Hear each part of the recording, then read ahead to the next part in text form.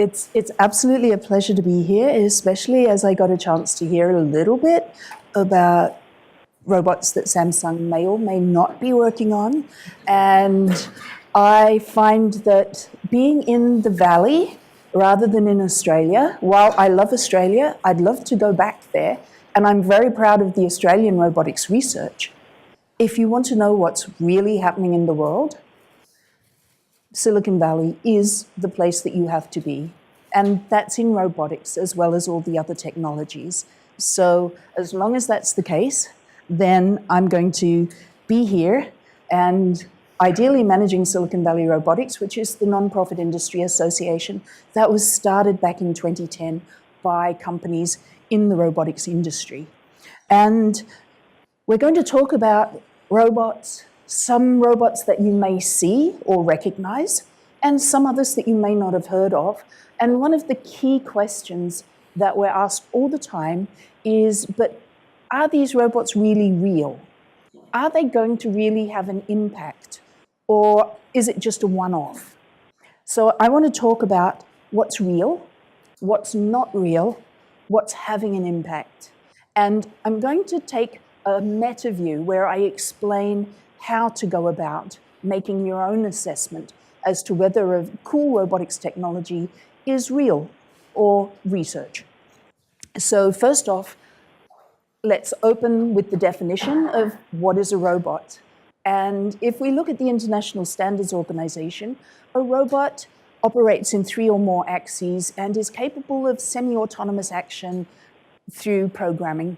And it's not actually specific as to how it operates in those axes and or whether or not it has to be connected together in one discrete body. And if you think about what constitutes robots, and that's something that senses, thinks, and acts, in the broadest sense, yes, we're all driving robots today. And many of the devices in our house are robots.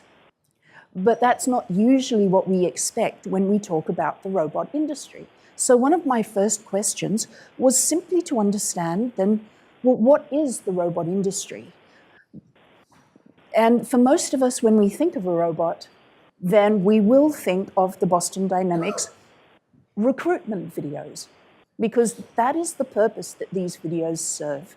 They recruit people to Boston Dynamics. And one of the things that a video often doesn't do that you should be asking is it displaying real-time speed? Or has it been sped up or slowed down?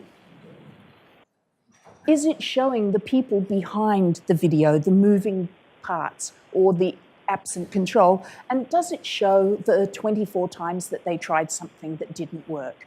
Well, that's why I showed the blooper reel from Boston Dynamics.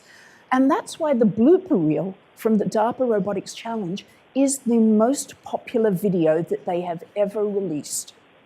And I still find it fascinating, but I was actually at the event and I found that the robots had improved in the challenges so significantly from the year that they did the heats to this year that in spite of all of these bloopers, 3 teams managed to finish all of the tasks within 1 hour. And the winning team did it in about 41 minutes. And that was Team Keist from South Korea. And the team that came second was Team IHMC from Florida. And they were one of the teams that was using the Atlas that was built by Boston Dynamics. That was a Japanese robot. It hurt watching those lovely ears go. That looked like one of the, here's Team IHMC with the Atlas from Boston Dynamics having a moment there. And if the next one, I think that's an Atlas again from another team. About half of the teams in this competition were using the Atlas. And what is a significant step forward is that these are teams that did not have their own robots in the university facilities, but they trained on the simulator that the Open Robotics Organization developed, the Gazebo simulator. And they were able to do well enough on simulated robots that they were able to operate in the competition and in one case, come second.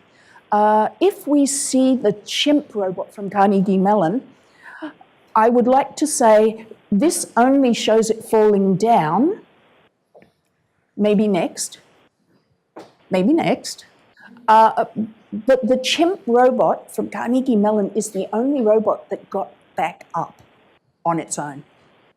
So that was the extra achievement award from the competition. So the world's most advanced robots fall down when it comes to opening a door.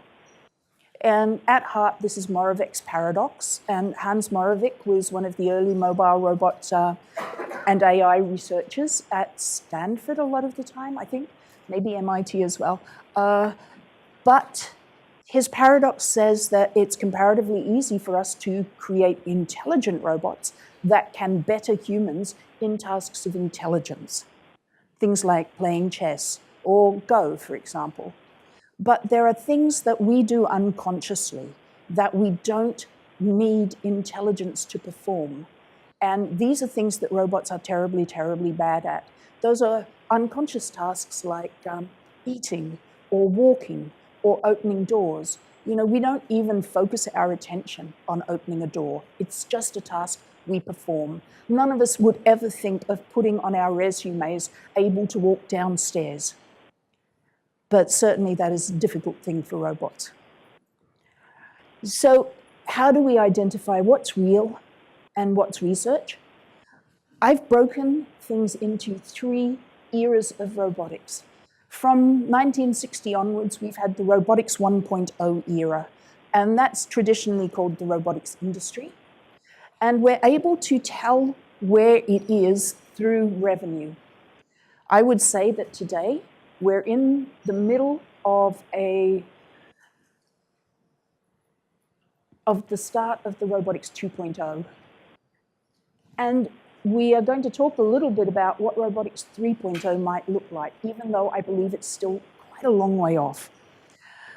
So to recognize robotics 1.0, we often hear the 3 Ds, dirty, dull, and dangerous jobs. Well, it has to be the 4 Ds, because these are also dumb robots. So the dirty, dull, dangerous, and dumb robots are doing these kind of jobs in mining, in the automotive industry, handling hot metals, plastics, and we don't know a lot about them because they have to be caged in factories or kept away from people. So most of us don't have direct personal experience of the robotics 1.0 industry. We can track it by revenue, and the International Federation of Robotics is the industry source for a lot of these statistics, and they try to keep track of the global sales revenue figures, and they try to categorize robots. That is an increasingly difficult job for them because we're entering robotics 2.0, where we're starting to see robots in many new industries and many new sorts of robots from companies that they don't already have in the group of data statistics providers. This, however, should not be ignored. It is the largest market for robotics currently, and it is growing. In 2017, it grew by 30%, which was double what was predicted. But there was a leveling out, actually. They've just released the 2018 figures, and there was only 1% growth. So perhaps looking at the average predicted growth of about 12-13% year after year is still the safest way to look at the growth in Industry 1.0. And not just 16.2 billion in direct revenue, but 40 plus billion projected in the peripheral systems and software. And then you've got to consider the multiplying effect, because it's believed that each robot is a job multiplier to the tune of 4 to 6 positions. And that's due to the increased productivity in the companies that are using robots. So again, statistics from the International Federation of Robotics.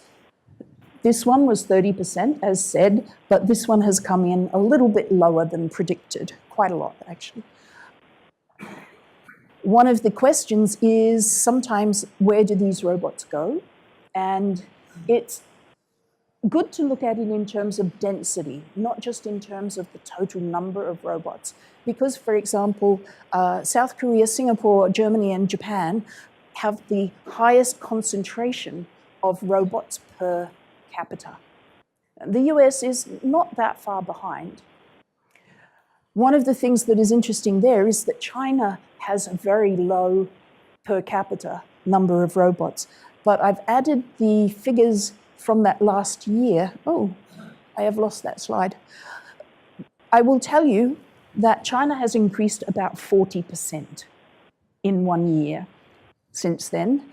The United States increased about,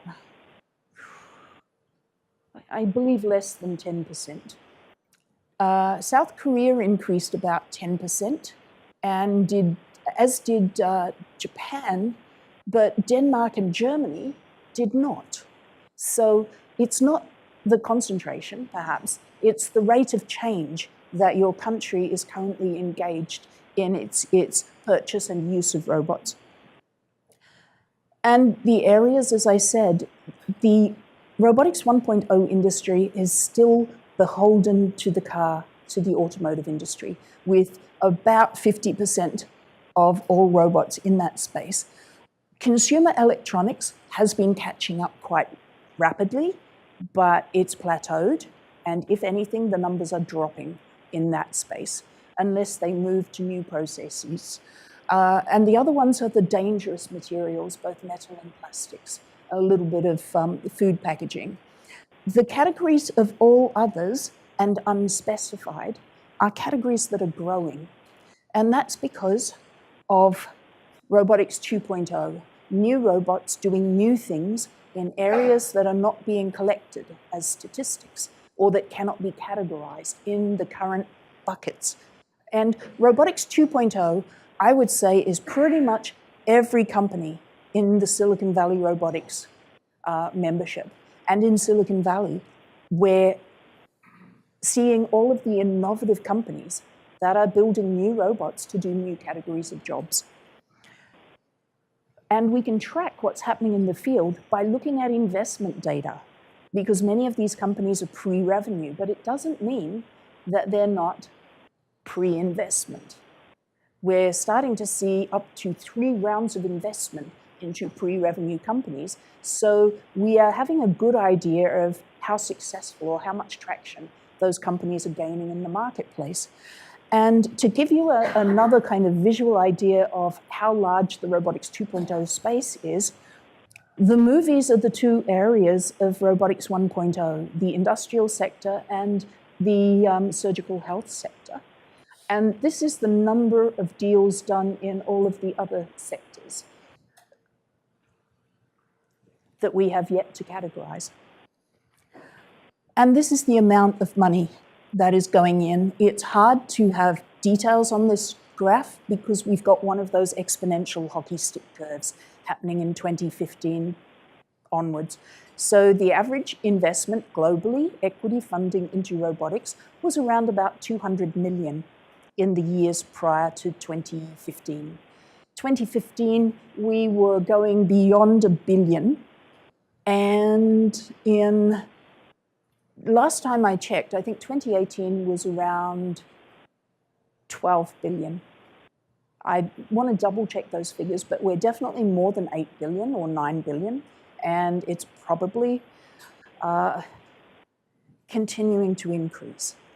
And one of the reasons for this is self-driving cars, but that's not the only large area. It's also a number of health robotics companies coming into the market, but I am very interested in what you would call the long tail, all of the rest of the new robots in new categories of occupation. So to look at it again, these are the characteristics of Robotics 2.0 compared to Robotics 1.0 and Robotics 3.0. And as Gil Pratt, who was the DARPA Robotics Challenge Manager and is now at Toyota Research Institute, said, we're having a Cambrian explosion in robotics. And if you're familiar with your ancient history or ancient biology, then you'll know that the Cambrian explosion was not simply an explosion in population numbers. It was the period of time, a very short period of time, comparatively speaking, in which the roots of every single variation on the evolutionary tree was laid down. That was the period where we went from having very, very, very simple life forms to having the ancestors of every sort of life form, with backbones, without backbones, with 2 limbs, with 4 limbs, with 8 limbs, with no limbs, with photosynthesis, without photosynthesis. That's the period where all of the variation happened. And a number of people theorize that that was because of the development of vision systems in organisms. And we have a very, very similar moment happening right now in robotics, where the development of certain sensor systems and the ability to make sense of that data has become affordable, more or less. We're discussing how affordable sensors really are, but it's become accessible to every robot developer. And so we're seeing this Cambrian explosion in the sorts of robots that are coming into being. And if we look at the robotics 1.0 space, then you had comparatively static robots operating in an automation workflow. What we have now is robots that are capable of navigating in the world. Even if they're a robot arm, a collaborative robot is able to navigate in the world, as in work out whether or not there is somebody in the way of its task, and therefore take the appropriate avoidance actions. So all said and done, this addition of sensors allows us to have robots that can navigate in the real world, at least to a small degree. And that is enough to have this qualitative change in the robotics that we have. But they are single task robots only. We are not able already yet, I believe, to have multi-purpose robot systems. And that's what I believe is the robotics 3.0 difference to the robots today. So I call it now, not the 4Ds, but the 4 S's of robotics 2.0, where we have safer robots because they're smarter and they have more sensors, but they're still only capable of simple or single tasks. And this is a really great example because there were a number of retail robotics companies that in their first iterations, they tried to provide many services because they didn't really know what the valuable service was going to be. So fellow robots, for example, they were offering to scan parts and identify your part, to tell you where they were in the store, to drive you to the store, to telepresence in an operator who could assist you with things, and to answer other queries, as well as potentially mapping the store for hazards and or inventory scanning.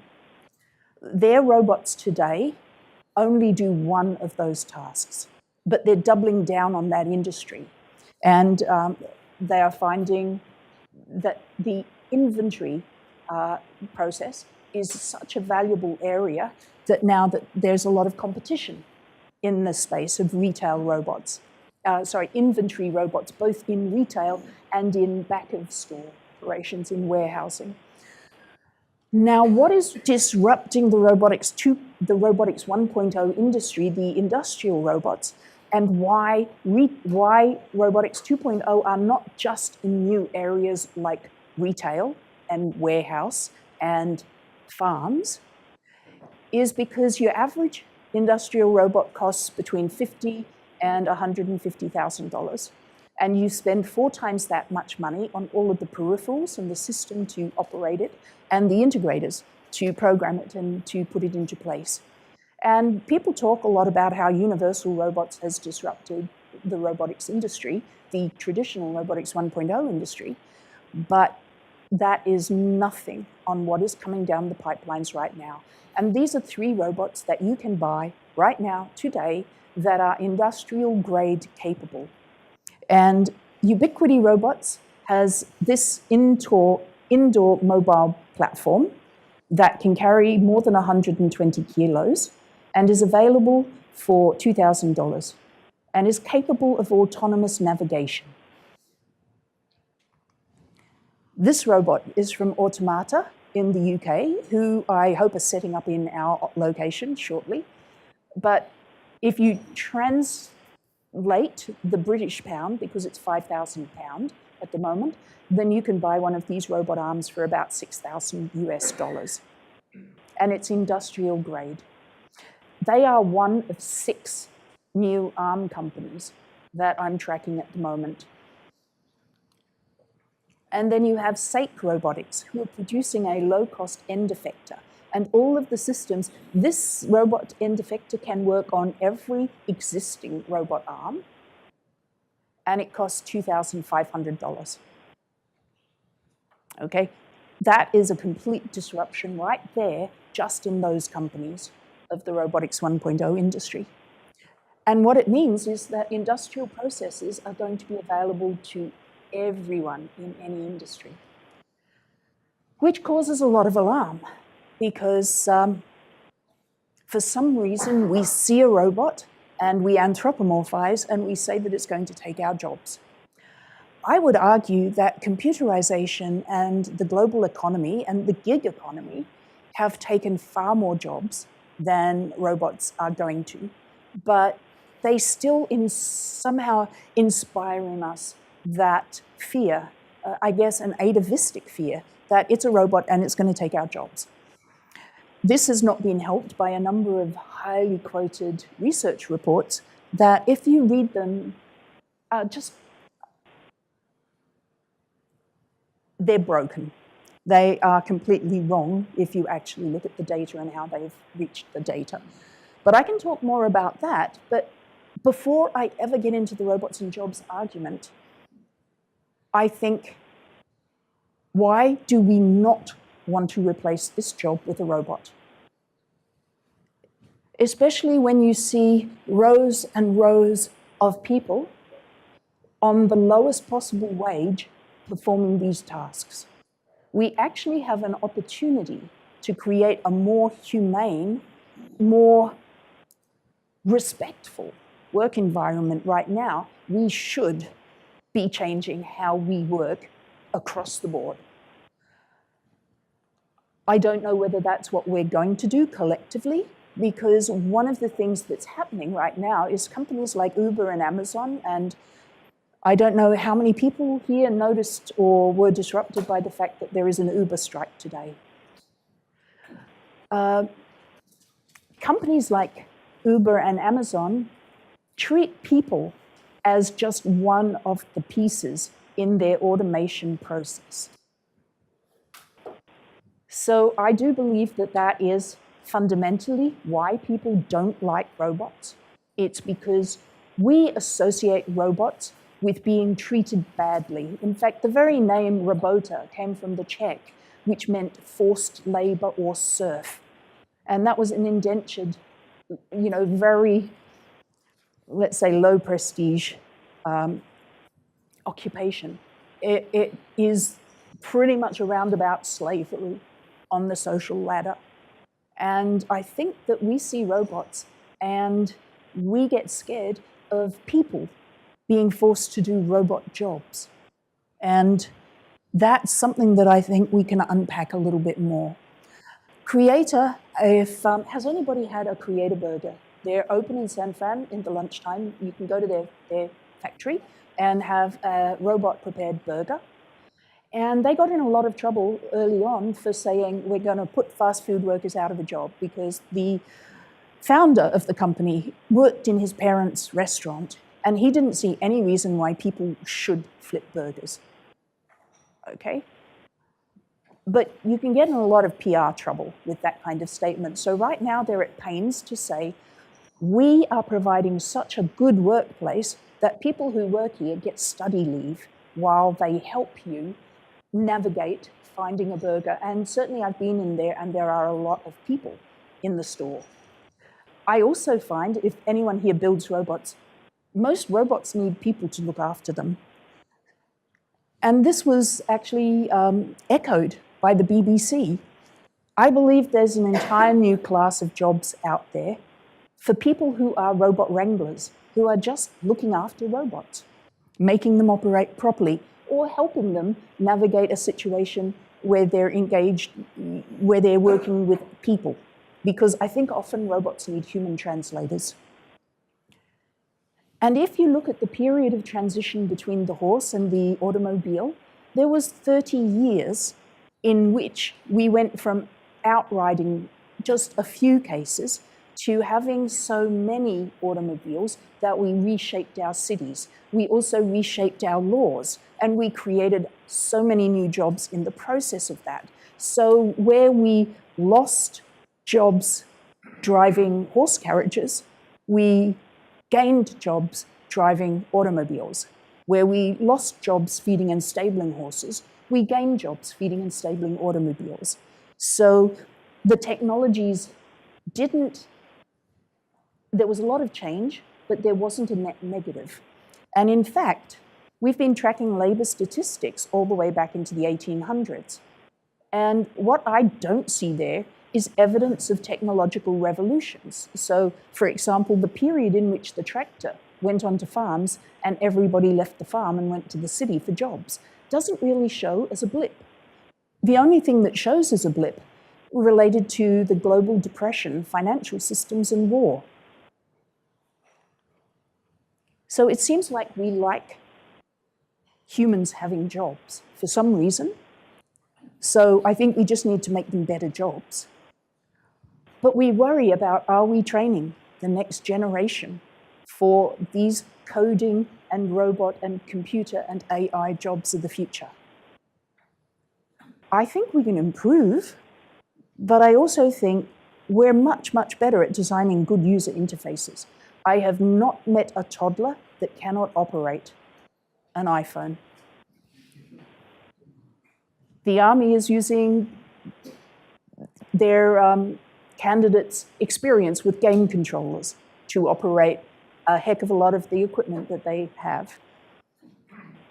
But before we get to, like, it's a glowing future ahead with these great new robots from the Cambrian Explosion, we want to stop there for a minute and pause. And how many of you get the joke? Okay, because we know it's a stop sign. But to a robot system, it's not. That has been changed sufficiently to not be a stop sign. And that's led to, this is actually an artwork, but I think it's a really good illustration of some of the teething problems that we're going to face with the rollout of robots in the real world. And theoretically, that car has no idea what to do now. And we've seen the birth of adversarial hacking. Adversarial networks are being used to really successfully train our current deep learning networks. But in the process, we're starting to understand just how deeply flawed the identification processes are from our deep learning identification and categorization. I mean, in which world is that a rifle? And yet, that is classified by machine learning systems as a rifle from every angle. And to me, one of the most worrying things about that is that we're not aware that a system could go that wrong. We see no reason for the sudden outcrop of turtle-shaped rifles everywhere. It makes no sense to us. We don't even perceive it. And we're going to find the same thing with the autonomous vehicles. There will be fatalities. But right now, being in a car is one of the most dangerous things you can do in your life. That is something that every automotive company says they want to make vehicles safer. We want to reduce this unnecessary loss of life. And self-driving cars pose one answer. They will almost certainly, when they're fully approved, they will almost certainly have a much smaller fatality rate than human vehicles, because otherwise, why would we approve it? Seriously. But they're going to be different fatalities. And because of that, how do we deal with that in our judicial system? And how do we deal with that socially? We will not understand why a self-driving car would make what would seem to be such an obvious mistake. So I'm very fascinated by all of these cognitive ways in which robots do not equal people and what the impacts are in this rollout of robotics. And indeed, do you know the job that was like at the top of the 99.9% most likely to be replaced by robots? Yeah, fashion models. Now, I'm saying that is never going to happen. And as humans, we know why. Whereas the Department of Labor Statistics calls it a very unintelligent, unagile, undexterous job, like it just requires no skill in anything. So that on the 47% of jobs will be replaced by robots scale, this is one of their brand leaders. I say it's never going to happen, but then Dolce & Gabbana used robots on their runway for last season's accessories show. I suspect it was only the novelty value, though. I don't think we're seeing the rise of robots taking the models' jobs. So Robotics 3.0, I believe we're seeing the early signs of it. But we're seeing that because we're giving out research grants and universities are conducting research and they're putting those videos online, and we start to get excited about modular, micro, multi-agent systems. But they're not ready for any prime time yet. These are the Robotics 3.0 industries, and we track that by research grants. And if we look at the characteristics of those jobs, then I think today we have a morphology of all sorts of different shapes of robots capable of doing simple tasks. But in the future, they may be capable of working together in a system. Or indeed, we will find a single-purpose robot that is capable of multitasking. And you know, we've all been waiting for Rosie, the robot made out of the Jetsons, because she can do anything in the household. Whereas we really did get a robot vacuum cleaner when we got a Roomba.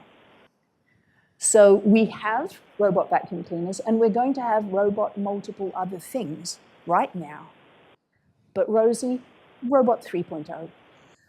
Ditto, a robot that is able to act emotionally. And I use that phrase very cautiously because I think it's very unlikely that we're going to have emotional robots.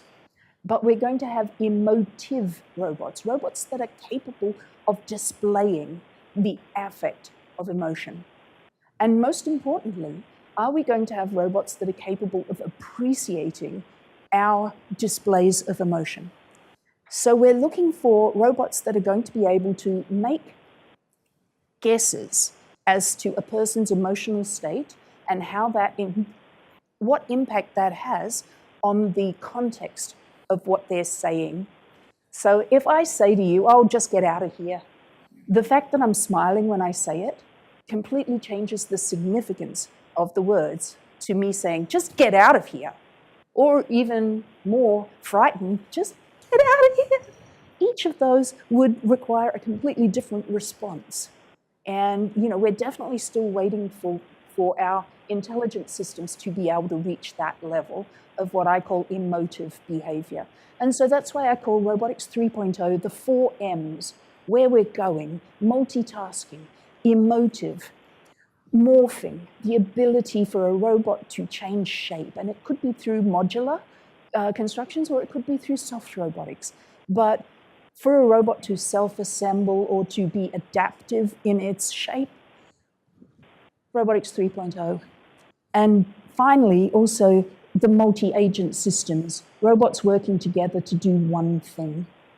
And you noticed that I'm using Big Hero 6 images here. Has everybody seen Big Hero 6? Wow, you don't have kids? Or you just don't want to admit it because you think it's a kid movie. Okay, you've got to go and see it.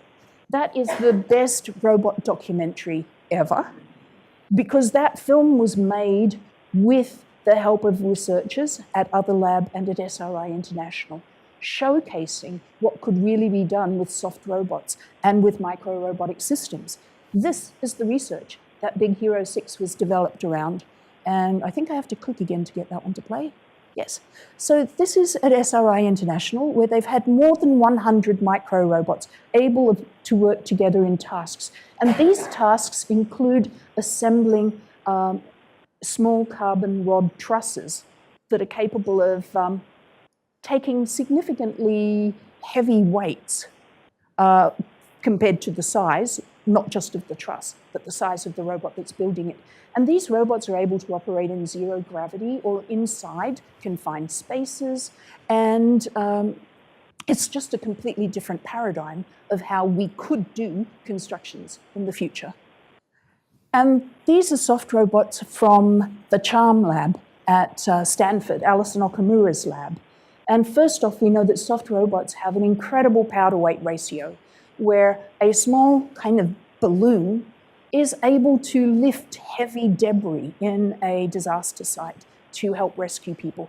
And it's also much less likely to hurt people in the process of this. These are naturally collaborative robots because they don't involve any hard skeletal systems.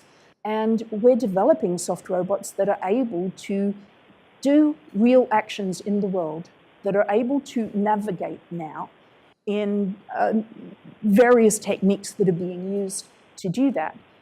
But again, with the exception of the soft robot grippers, which are commercializing right now, all the rest of these explorations of soft robotics are likely to be robotics 3.0 research in the world. And just finally, why am I such a fan of robots right now? Because right now, we've colonized the solar system with robots. And we've got a lot of plans to go back to the moon and to go to other places in our solar system right now. And we need robots to do that. I believe we need robots to fix agriculture and to help with health.